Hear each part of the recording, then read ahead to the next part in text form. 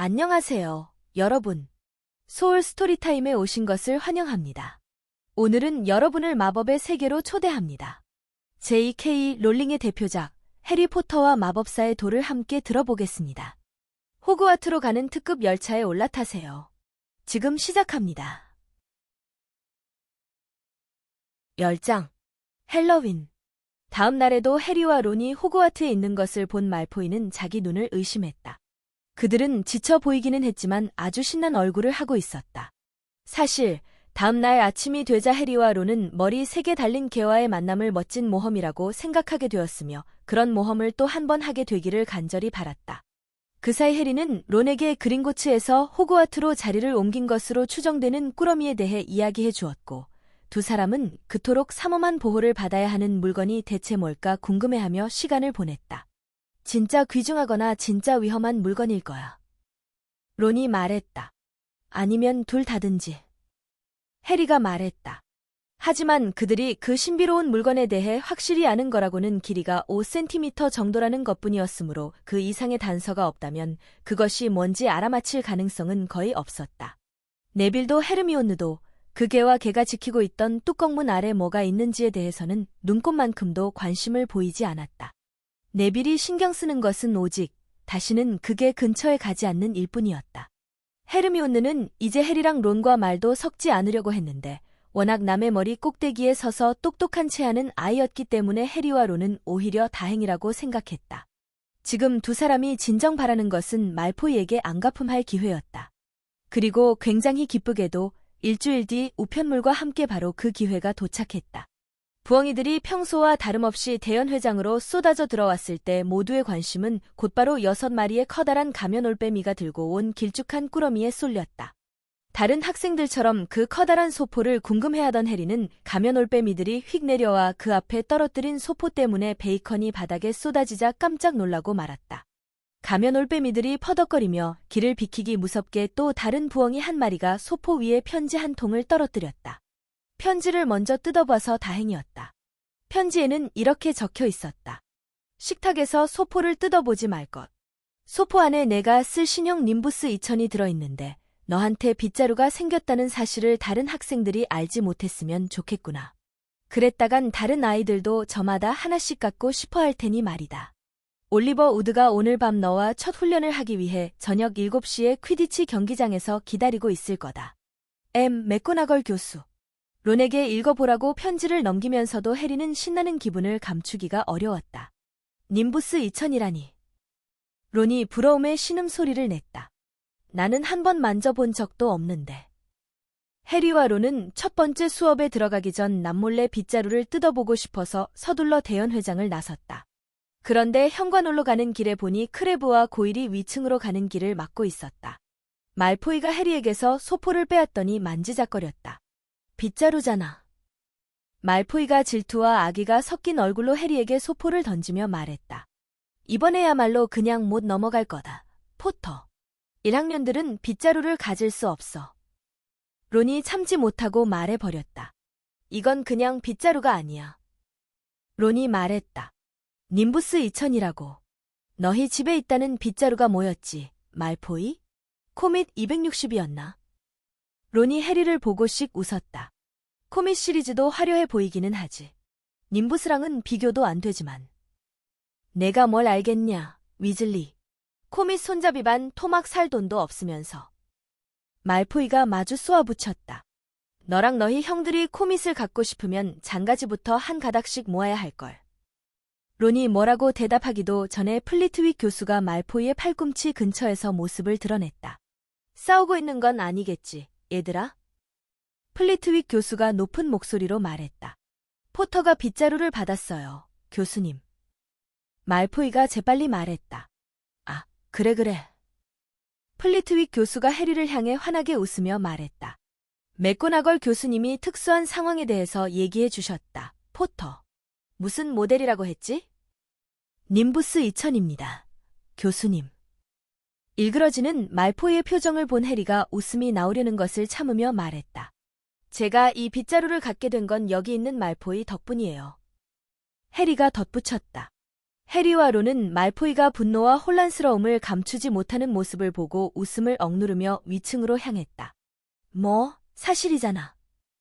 대리석 계단 꼭대기에 다다랐을 때쯤 해리가 깔깔대고 웃었다. 걔가 네빌의 리멤브러를 가져가지 않았다면 내가 대표팀에 들어갈 일도 없었을 테니까. 그러니까 규칙을 어겨서 상을 받았다고 생각한다는 거니? 뒤에서 화난 목소리가 들려왔다. 헤르미온느가 해리의 손에 들린 꾸러미를 못마땅하게 바라보면서 계단을 쿵쿵대며 올라오고 있었다. 우리랑 말 안 하기로 한 줄 알았는데? 해리가 말했다. 그래, 이제 와서 결심을 꺾지 말라고. 론이 말했다. 우리한텐 정말 좋은 결정이었거든. 헤르미온느는 도도한 표정을 지으며 당당한 발걸음으로 멀어져 갔다. 해리는 그날 수업에 집중하기가 정말 힘들었다. 붕뜬 마음이 자꾸만 침대 밑에 새 빗자루가 놓여있는 기숙사 침실이나 그날 밤 경기 규칙을 배우기로 한 퀴디치 경기장을 떠돌아다녔기 때문이다. 해리는 뭘 먹는지도 모른 채 빠르게 저녁 식사를 마치고 론과 함께 위층으로 달려가 마침내 님부스 2000의 포장을 뜯었다. 와, 빗자루가 해리의 침대보 위로 굴러나오자 론이 한숨과도 같은 탄성을 내뱉었다. 빗자루들이 서로 어떻게 다른지 전혀 모르는 해리의 눈에도 님부스 2000은 훌륭해 보였다. 마호가니 나무 손잡이가 달린 매끈하고 반짝거리는 빗자루 끝에는 깔끔하니 고등긴 가지들이 달려있고 손잡이 맨 앞쪽에는 님부스 2000이라는 글자가 금색으로 새겨져 있었다. 7시가 다가올 즈음 해리는 성을 나와 어두워진 퀴디치 경기장으로 향했다. 전에는 한 번도 경기장 안에 들어가 본 적이 없었다. 수백 개의 좌석이 경기장 둘레에 높이 솟아있어 관중은 높은 곳에서 경기를 지켜볼 수 있었다. 경기장 양쪽 끝에는 꼭대기의 고리가 달린 황금 장대가 3개씩 있었다. 그 고리를 보자 먹을 아이들이 비눗방울을 불 때 쓰는 작은 플라스틱 막대기가 떠올랐다. 다만 저 고리는 높이가 15m나 되었다. 마냥 우드만 기다리기에는 다시 날아보고 싶은 마음이 너무 간절해서 해리는 빗자루에 올라타 땅을 박차고 올랐다. 정말 기분이 좋았다. 해리는 골대 안팎을 휙휙 드나들고 경기장 위아래로 속도를 냈다. 님부스 2000은 해리가 살짝 건드리기만 해도 어디로든 방향을 틀었다. 어이, 포터, 내려와. 올리버 우드가 도착했다. 팔에 커다란 나무 상자를 낀 채였다. 해리는 우드 옆에 내려섰다. 정말 멋진데. 우드가 눈을 빛내며 말했다. 맥고나걸 교수님이 왜 그런 말씀을 하셨는지 알겠다. 너 정말 타고났구나. 오늘 저녁에는 규칙만 알려줄 생각이야. 그런 다음 팀에 합류해서 일주일에 3번씩 훈련하게 될 거고. 우드가 상자를 열었다. 안에는 크기가 서로 다른 공 4개가 들어있었다. 좋아. 우드가 말했다. 자, 퀴디치 규칙은 그렇게 어렵지 않아. 어려운 건 실제로 경기를 하는 거지. 각 팀에는 7명의 선수가 있어. 그중 3명을 추격군이라고 해. 추격군이 3명. 해리가 되풀이했다. 그 사이 우드는 축구공만 한 밝은 빨간색 공을 꺼냈다. 이 공은 커플이라고 해. 우드가 말했다. 추격군들은 서로 커플을 주고받다가 저 고리 중 하나에 통과시켜 골을 넣지. 커플이 고리를 한 번 통과할 때마다 10점이야. 여기까지 이해가지? 추격군들이 커플을 던져서 고리에 통과시키면 점수를 얻는다. 해리는 우드가 한 말을 외워보았다. 그러니까? 빗자루를 타고 하는 골대 6개짜리 농구 같은 거네? 농구가 뭔데? 우드가 궁금하다는 듯 물었다. 아무것도 아냐. 해리가 재빨리 말했다. 자, 그 다음 양 팀에는 파수꾼이라는 선수가 1명씩 있어. 내가 그리핀도르 파수꾼이야. 나는 고리 주위를 날아다니면서 상대 팀이 득점하는 걸 막아야 해. 추격군 3, 파수꾼 1. 규칙을 모조리 외우기로 마음먹은 해리가 말했다. 추격군과 파수꾼은 커플을 가지고 경기한다. 응, 그건 알겠어. 그럼 저건 뭐에 쓰는 거야? 해리가 상자에 남아있는 공 3개를 가리켰다. 보여줄게. 우드가 말했다. 이거 받아. 우드는 해리에게 라운더스, 영국 학생들이 하는 야구 비슷한 경기 옮기니 방망이와 비슷하게 생긴 작은 방망이 하나를 건네주었다. 이제 블러저가 어떤 역할을 하는지 보여줄게. 우드가 말했다. 이 공 2개가 블러저야. 우드가 똑같이 생긴 공 2개를 보여주었다. 새까맣고 크기는 빨간색 커플보다 조금 작았다. 상자 안에 가죽끈으로 묶여있는 공들이 탈출하려고 안간힘을 쓰는 듯한 모습이 해리의 눈에 띄었다. 물러서. 우드가 해리에게 경고하더니 허리를 구부려 블러저 하나를 풀어주었다. 그 순간 검은 공이 하늘 높이 솟아올랐다가 해리의 얼굴로 곧장 날아왔다. 해리는 공에 맞아 코가 부러질까봐 얼른 방망이를 휘둘렀다. 얻어맞은 공은 지그재그를 그리며 공중으로 멀리 날아갔다. 블러저가 두 사람의 머리 주위로 붕 날아오더니 우드에게 돌진하자 우드는 공 위로 몸을 던져 간신히 바닥에 고정시켰다. 봤지? 우드가 몸부림치는 블러저를 다시 상자에 넣고 끈으로 안전하게 묶으며 숨을 헐떡였다. 블러저는 주위를 빠르게 날아다니면서 선수들을 빗자루에서 떨어뜨리려고 해. 그래서 팀마다 2명의 몰입꾼이 있는 거야. 우리 팀 몰입꾼은 위즐리 쌍둥이야. 블러저한테서 우리 편을 지키고 블러저를 상대편 쪽으로 쳐내는 게 몰입꾼의 일이지. 그래서 다 이해한 거 맞지? 추격꾼 3명은 커플을 가지고 득점을 시도한다. 파수꾼은 골대를 지킨다. 몰입꾼은 블러저를 자기 팀에서 멀리 쳐낸다. 해리가 술술 이야기했다. 아주 좋아. 우드가 말했다. 블러저에 맞아서 죽은 사람도 있어? 해리는 무심코 떠올린 질문처럼 들리기를 바라면서 물었다. 호그와트에서는 한 번도 없었어. 턱이 부러진 적은 2번 있지만 그 이상의 일이 벌어진 적은 없지. 자, 팀의 마지막 선수는 수세꾼이야. 바로 너지. 그리고 너는 커플이나 블러저를 걱정할 필요가 없어. 그 공에 맞아서 머리가 깨지는 일만 없다면. 걱정 마, 블러저 같은 건 위즐리 쌍둥이한테 상대도 안 되니까. 걔들 자체가 인간 블러저 한 쌍이나 다름없거든. 우드가 나무 상자로 손을 뻗어내 번째이자 마지막 공을 꺼냈다. 커플이나 블러저와 비교하면 턱없이 작은 그 공은 조금 큰 호두알만 했다. 밝은 황금색이었으며 파닥거리는 작은 은색 날개가 달려 있었다. 이게 하고 우드가 말했다. 골든 스니치야. 이 중에서 가장 중요한 공이지. 너무 빠르고 눈에 잘 보이지도 않아서 스니치를 잡는 건 아주 어려워. 이걸 잡는 게 수세꾼의 임무야. 추격꾼, 몰입꾼, 블러저, 커플 사이를 이리저리 누비고 다니면서 상대팀 수세꾼보다 먼저 스니치를 잡아야 해. 왜냐하면 스니치를 먼저 잡은 팀이 추가로 150점을 얻고 그래서 거의 항상 이기거든. 수세꾼들이 반칙을 엄청나게 당하는 이유가 그거지. 퀴디치 경기는 스니치를 잡아야만 끝나기 때문에 아주 오랫동안 이어질 수도 있어. 내가 알기로 최장 기록은 3개월인데 선수들이 잠을 잘 수 있도록 계속해서 교체 선수를 투입해야 했대. 자, 이게 다야. 질문 있니? 해리는 고개를 저었다. 그는 자기가 뭘 해야 하는지 아주 잘 알았다. 그 임무를 제대로 해내느냐는 다른 문제였지만 아직 스니치를 갖고 연습하지는 않을 거야. 우드가 스니치를 조심스럽게 다시 상자에 넣으며 말했다. 너무 어두워서 잃어버릴 수도 있거든. 대신 이걸 가지고 한번 연습해보자. 우드가 주머니에서 평범한 골프공이 여러 개 들어있는 자루를 꺼냈다. 잠시 뒤 우드와 해리는 하늘로 올라갔다. 우드는 있는 힘껏 온 방향으로 골프공을 던지며 해리에게 잡게 했다. 해리가 단 한 개의 공도 놓치지 않자 우드는 굉장히 기뻐했다. 30분 뒤에는 밤이 깊어져서 연습을 계속할 수가 없었다. 올해 퀴디치 우승컵에는 우리 이름이 새겨질 거야. 성을 향해 터벅터벅 걸어가며 우드가 기분 좋게 말했다. 내가 찰리 위즐리보다 훌륭한 선수라는 게 밝혀져도 난 놀라지 않을 거야. 찰리는 용을 쫓아서 떠나지만 않았다면 잉글랜드 국가대표가 될 실력이었어. 온갖 숙제에 더해 일주일에 3번 저녁마다 퀴디치 훈련까지 해야 하는 엄청나게 바쁜 일정 탓이겠지만 해리는 호그와트에 온 지 벌써 2달이 지났다는 사실을 도저히 믿을 수가 없었다. 호그와트가 프리비가보다 더 집처럼 느껴졌다. 기초를 다 익히고 나니 수업도 점점 재미있어졌다. 헬로윈 아침 학생들은 복도에 은은하게 퍼지는 호박 굽는 구수한 냄새에 잠을 깼다. 그보다 좋았던 일은 일반 마법 수업 시간에 플리트윅 교수가 이제 학생들이 사물을 날릴 준비가 된 것 같다고 선언한 일이었다. 그가 네빌의 두꺼비를 공중에 띄워 교실을 붕붕 날아다니게 만드는 것을 본 이후로 아이들은 모두 해보고 싶어서 안달난 상태였다. 플리트윅 교수는 학생들을 둘씩 짝지어 연습하도록 했다. 해리의 상대는 세이머스 피니건이었다. 다행이었다. 네빌이 계속해서 해리와 눈을 마주치려 애쓰고 있었으니까.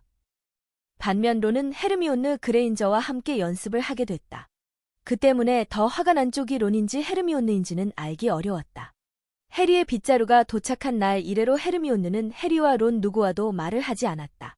자, 지금까지 연습해온 손목의 섬세한 움직임을 잊지 말도록 해요. 플리트윅 교수가 평소처럼 책더미 위에 걸터앉아 높은 목소리로 말했다. 휙 휘두르고 탁 튕기는 겁니다. 기억하세요. 휙하고 탁, 그리고 마법의 주문을 제대로 외우는 것도 아주 중요해요. 풀을 스로 발음했다가 버팔로 밑에 깔린 마법사 바루피오를 잊지 맙시다. 굉장히 어려웠다. 해리와 세이머스는 마법 지팡이를 휙 휘두르고 탁 튕겼지만 하늘로 올라가야 할 깃털은 책상에 가만히 놓여 있기만 했다. 세이머스가 조바심을 내며 깃털을 지팡이로 쿡 찔렀다가 불을 내는 바람에 해리는 재빨리 모자를 벗어서 불을 꺼야 했다. 옆자리에 있던 론에게도 그다지 운이 따르지 않았다. 윙가르디움 레비오사. 론이 긴 팔을 풍차처럼 휘두르며 소리쳤다. 주문이 틀렸잖아. 헤르미온느가 쏘아붙이는 소리가 들렸다. 윙가르디움 레비오사야. 가르를 제대로 길게 발음해야지. 그렇게 잘났으면 내가 해보지 그러냐. 론이 으르렁거렸다. 헤르미온느가 소매를 걷어올리고 마법 지팡이를 탁 튕기며 말했다. 윙가르디움 레비오사. 깃털이 책상에서 날아오르더니 머리 위 1미터 넘는 곳을 떠다녔다. 아, 잘했어요. 플리트윅 교수가 손뼉을 치면서 환호했다. 다들 여기 좀 봐요. 그레인저 양이 해냈군요. 수업이 끝날 때쯤 론은 기분이 상당히 안 좋은 상태였다. 걔를 참아주는 사람이 한 명도 없는 게 당연해. 아이들로 붐비는 복도에서 길을 뚫고 나아가며 론이 해리에게 말했다. 걘 진짜 악몽 그 자체야. 아이들이 빠르게 옆을 지나갈 때 누군가가 해리를 툭 쳤다. 헤르미온느였다. 해리는 그녀의 얼굴을 힐끗 봤다가 그 애가 울고 있는 것을 보고 깜짝 놀랐다. 내 말을 들었나 봐. 그래서? 론은 그렇게 말했지만 조금 불편한 표정이었다. 친구가 한 명도 없다는 것쯤은 쟤도 당연히 알 거 아냐. 헤르미온느는 다음 수업에도 나타나지 않았고 오후 내내 보이지 않았다. 헬로윈 연회에 참석하려고 대연회장으로 내려가던 해리와 론은 파르바티 파티리 친구 라벤더에게 하는 말을 우연히 들었다. 헤르미온느가 여학생 화장실에서 울고 있으며 혼자 있고 싶어 한다는 것이었다. 론은 이 얘기를 듣자 더더욱 불편해했지만 잠시 후 두 사람은 헬로윈 장식이 되어 있는 대연회장에 들어서면서 헤르미온느에 관한 생각을 싹 잊고 말았다. 살아있는 박쥐 1000마리가 벽과 천장에서 퍼드덕거렸고 한쪽에서는 또 다른 박쥐 1000마리가 낮게 들이운 먹구름 속에서 식탁으로 날아 내려오며 호박 안에 켜진 촛불을 흔들어 놓았다. 개강 연회 때처럼 황금 접시에 잔치 음식이 갑자기 나타났다. 퀴럴 교수가 대연회장 안으로 전속력으로 달려 들어왔을 때 해리는 막껍질째 삶은 감자를 먹고 있었다. 퀴럴의 터번은 비뚤어져 있었고 얼굴은 공포에 질려 있었다. 모두가 쳐다보는 가운데 퀴럴은 덤블도어 교수의 자리로 가더니 고꾸라질 것처럼 식탁을 짚고 숨을 헐떡였다. 트롤이. 지하 감옥에. 교수님이 아셔야 할 것 같아서요. 그런 다음 퀴럴은 정신을 잃고 바닥에 쓰러졌다. 엄청난 소동이 일었다. 덤블도어 교수가 마법 지팡이 끝에서 보라색 폭죽을 몇 차례 쏘자 모두가 조용해졌다. 반장들. 덤블도어가 우렁차게 말했다. 학생들을 데리고 즉시 기숙사로 돌아가세요. 퍼시는 물 만난 물고기 같았다. 따라와. 1학년들은 서로 가까이 붙어서. 내 말만 잘 들으면 트롤 따위에 겁먹을 이유가 없어. 자, 이제 내 뒤에 바짝 붙어. 비켜주세요. 1학년들입니다. 지나갈게요. 반장이에요. 트롤이 어떻게 들어왔지? 해리가 계단을 오르며 물었다. 나야 모르지. 트롤들은 엄청 멍청하다던데. 론이 말했다. 헬로윈에 장난 한번 쳐보겠다고 피브스가 들여보냈을지도 몰라. 해리와 론은 이곳저곳으로 다급히 걸어가는 사람들의 무리를 여럿 지나쳤다. 우왕좌왕하는 후플푸프 학생들을 밀치며 지나가던 중 해리가 갑자기 론의 팔을 잡았다. 방금 생각났는데 헤르미온느 말이야. 걔가 걔는 트롤이 들어온 걸 모르잖아. 론이 입술을 깨물었다. 에휴, 알았어. 론이 화난 목소리로 말했다. 그래도 퍼시한테는 들키지 않는 게 좋을 거야. 두 사람은 몸을 수그리고 후플푸프 학생들 사이에 끼어 다른 길로 가다가 인적 없는 복도로 슬쩍 빠져나와 재빨리 여학생 화장실 쪽으로 향했다. 두 사람이 막 모퉁이를 돌았을 때 뒤에서 빠른 발소리가 들려왔다. 퍼시다. 론이 쉿하며 해리를 커다란 그리핀 석상 뒤로 끌어당겼다. 자세히 보니 퍼시가 아니라 스네이프였다. 스네이프는 복도를 가로질러 가더니 보이지 않는 곳으로 사라졌다. 저 사람 뭐 하는 거야? 해리가 속삭였다. 왜 다른 교수님들이랑 지하 감옥에 가지 않는 거지? 난들 아나. 가능한 한 조용하게 두 사람은 점점 멀어져가는 스네이프의 발소리를 따라 옆 복도를 살금살금 나아갔다. 4층 쪽으로 가는데. 해리가 말했다. 론이 손을 들어 올렸다. 무슨 냄새 안 나?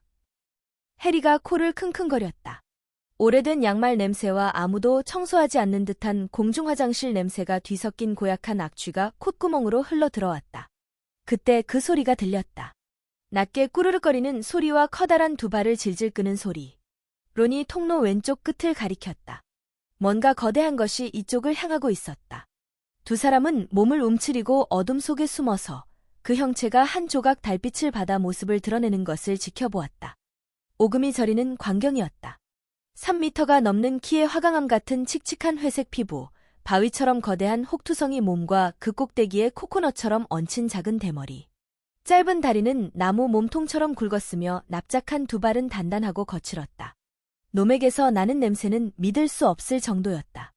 놈은 엄청나게 큰 나무 몽둥이를 들고 있었는데 팔이 너무 길어서 몽둥이가 바닥에 질질 끌렸다.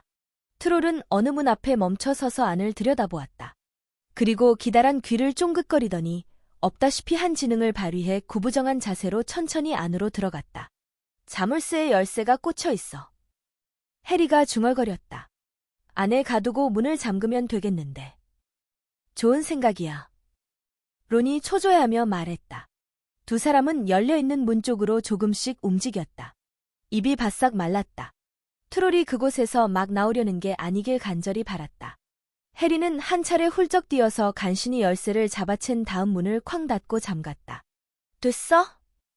둘은 승리감에 흠뻑 젖어서 통로를 되짚어 달리기 시작했다. 하지만 모퉁이에 다다랐을 때 그들의 심장을 멎게 하는 어떤 소리가 들려왔다. 극도로 겁에 질린 높은 비명소리. 그 소리는 방금 두 사람이 문을 잠근 그 방에서 들려오고 있었다. 이런, 안 돼. 론이 피투성이 남장만큼이나 창백해진 얼굴로 말했다. 거기가 여학생 화장실이었어. 해리가 숨을 헉 들이켰다. 헤르미온느. 둘이 동시에 외쳤다. 정말 하기 싫은 일이었지만 선택의 여지가 없지 않은가. 황급히 몸을 돌린 그들은 그 문을 향해 전력 질주해서는 어찌할 바를 모르고 더듬거리며 열쇠를 돌렸다. 해리가 문을 열자마자 둘은 안으로 달려 들어갔다. 헤르미온느 그레인저가 금방이라도 기절할 것 같은 얼굴로 맞은편 벽에 바짝 움츠리고 있었다. 트롤은 걸음을 옮길 때마다 벽에 붙은 세면대를 쳐서 떨어뜨리며 헤르미온느에게 다가갔다. 주의를 끌어봐. 해리가 절박한 목소리로 론에게 말하면서 수도꼭지 하나를 주워 들고 있는 힘껏 벽에다 던졌다. 트롤은 헤르미온느와 조금 떨어진 곳에서 멈춰 섰다. 놈은 느릿느릿 돌아서더니 무슨 소리가 났는지 보려고 멍청하게 눈을 깜빡였다. 사악한 작은 두 눈이 해리를 발견했다. 놈은 잠깐 망설이더니 이번에는 해리에게 다가가며 몽둥이를 들어 올렸다. 어이, 새대가리. 론이 반대편에서 소리치며 금속 파이프를 던졌다. 트롤은 파이프가 어깨에 날아와 부딪힌 것을 알아차리지도 못한 듯했으나 외침을 듣고 다시 멈춰 서서 이번에는 론에게 그 흉측한 주둥이를 돌렸다. 덕분에 해리는 놈의 주위를 빙 둘러갈 수 있었다. 어서 뛰어! 도망가라고. 해리가 헤르미온느를 문 쪽으로 잡아당기려고 했으며 소리쳤지만 헤르미온느는 꼼짝도 할 수 없는 상태였다. 여전히 벽에 딱 달라붙은 채 겁에 질려서 입만 벌리고 있었다. 그 고함 소리가 메아리 쳐서 트롤을 광포하게 만드는 것 같았다. 놈이 또 한 차례 포효하더니 가장 가까이 있던 론에게 다가가기 시작했다. 론은 도망갈 데가 없었다. 그때 해리는 매우 용감하기도 하고 매우 멍청하기도 한 행동을 했다. 그는 힘껏 도움닫기 한 끝에 간신히 트롤의 목을 뒤에서 꽉 끌어안았다. 트롤은 해리가 매달려 있는 것도 느끼지 못했지만 긴 나무 막대기를 코에 쑤셔 넣는다면 아무리 트롤이라도 알아차릴 수밖에 없었다. 해리는 뛰어오르면서도 여전히 손에 마법 지팡이를 쥐고 있었는데 바로 그 지팡이가 트롤의 한쪽 콧구멍으로 쑥 들어갔다. 트롤이 고통으로 울부짖으며 몸을 비틀고 몽둥이를 휘둘렀다. 해리는 죽기 살기로 놈에게 매달렸다. 트롤은 당장이라도 해리를 패대기 치거나 무시무시한 기세로 몽둥이를 휘둘러 해리를 마칠 것 같았다. 헤르미온느는 겁에 질린 채 바닥에 주저앉아 있었다. 론이 마법 지팡이를 꺼내 들었다. 뭘 해야 할지도 알지 못한 채 론은 머릿속에 처음 떠오른 주문을 외치는 그 자신의 목소리를 들었다. 윙가르디움 레비오사. 갑자기 트롤의 손에서 몽둥이가 공중으로 높이 떠오르더니 천천히 뒤집어졌다. 그런 다음 와지끈하는 섬뜩한 소리를 내며 트롤의 머리 위로 떨어졌다. 트롤은 그 자리에서 비틀거리다가 화장실 전체가 진동하는 쿵 소리와 함께 바닥에 얼굴을 쳐박고 쓰러졌다. 해리는 자리에서 일어났다. 몸이 떨렸고 숨도 찼다. 론은 그때까지도 지팡이를 쳐든 채 가만히 서서 자기가 해낸 일을 뚫어지게 바라보고 있었다. 처음으로 입을 연 사람은 헤르미온느였다. 저거? 죽은 거야? 그건 아닌 것 같아. 해리가 말했다. 그냥 기절했나 봐. 해리가 허리를 구부려 트롤의 코에서 마법 지팡이를 빼냈다. 지팡이는 덩어리진 회색 풀 같은 것으로 잔뜩 뒤덮여 있었다. 우에. 트롤 코딱지야. 해리는 트롤의 바지에 지팡이를 닦았다.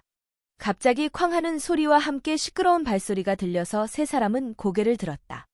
그들은 자신들이 얼마나 시끄러운 소리를 냈는지 깨닫지 못했지만 당연히 아래층에 있는 누군가는 뭔가 부서지는 소리와 트롤의 포효를 들었을 것이다. 잠시 후 맥고나걸 교수가 화장실 안으로 들이닥쳤고 스네이프가 그 뒤를 바짝 따랐으며 마지막으로 퀴럴이 들어왔다.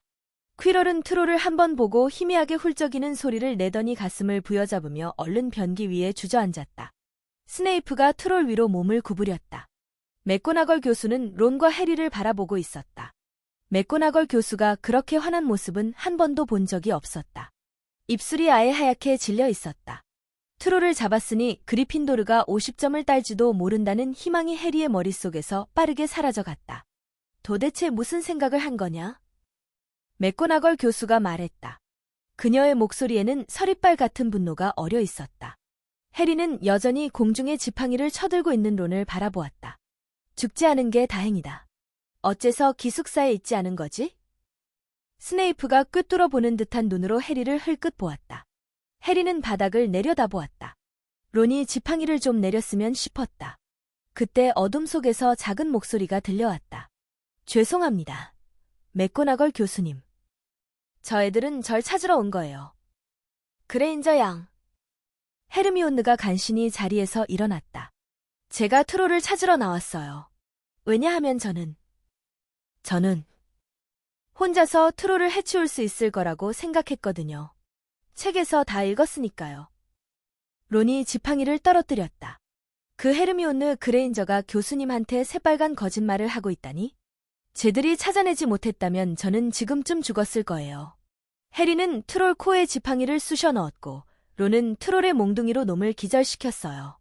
다른 사람을 데려올 시간이 없었거든요. 쟤들이 도착했을 땐 트롤이 저를 끝장내기 직전이었어요. 해리와 론은 그 얘기를 처음 듣는 것처럼 보이지 않으려고 애썼다. 그래? 그랬다면. 맥고나걸 교수가 셋 모두를 뚫어지게 바라보며 말했다. 그레인저 양, 이렇게 바보 같은 짓을 하다니. 어떻게 혼자서 산트롤을 처치할 마음을 먹을 수 있지? 헤르미온느가 고개를 푹 숙였다. 해리는 아무 말도 할 수 없었다. 세상 모든 사람이 규칙을 어긴다 해도 헤르미온느는 끝까지 규칙을 지킬 사람이었다. 그런데 지금 그 헤르미온느가 해리와 론이 벌을 받지 않게 하려고 규칙을 어긴 척하고 있었다. 이는 스네이프가 사탕을 나눠주기 시작한 것이나 마찬가지의 일이었다. 그레인저 양, 이번 일로 그리핀도르에 5점 감점하도록 하겠다. 맥고나걸 교수가 말했다. 정말 실망했다. 다친 데가 없다면 그만 그리핀도르 탑으로 가는 게 좋겠구나. 학생들은 각자 기숙사에서 연회를 마저 끝내고 있으니까. 헤르미온느가 자리를 떠났다. 맥고나걸 교수가 해리와 론에게로 돌아섰다. 글쎄, 너희 둘 다 운이 좋았다는 생각에는 아직도 변함이 없다만 1학년 중에 성체가 된 산트로를 처리할 수 있는 사람은 별로 없지. 그리핀도르에 너희 두 사람 각각 5점씩 주마. 덤블도어 교수님도 이 일을 알게 되실 거다. 이제 가도 좋아.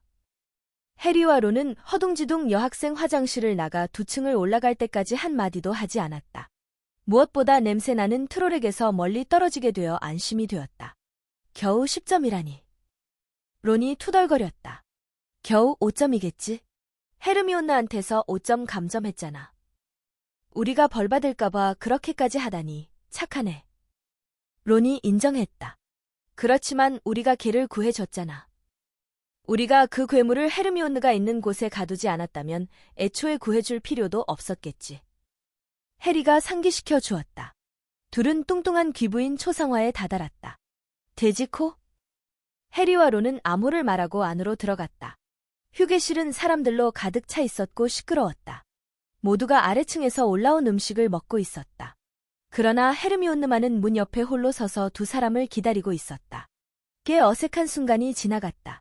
잠시 후 아무도 서로를 바라보지 않은 채 그들 모두 고마워라고 말했다. 그러고는 셋 다 서둘러 접시를 집으러 갔다. 그 순간부터 헤르미온느 그레인저는 그들의 친구가 되었다. 세상에는 함께 겪고 나면 서로를 좋아하게 될 수밖에 없는 일이 몇 있는데 3미터 넘는 산트로를 쓰러뜨리는 것도 그런 일 가운데 하나다. 자, 여러분. 오늘은 J.K. 롤링의 해리포터와 마법사의 돌 10장까지 함께 들으셨습니다. 해리의 모험이 점점 흥미진진해지고 있네요. 다음 챕터에서는 어떤 일이 펼쳐질까요? 궁금하시다면 다음 이야기에서 만나요. 편안한 밤 되세요. 안녕.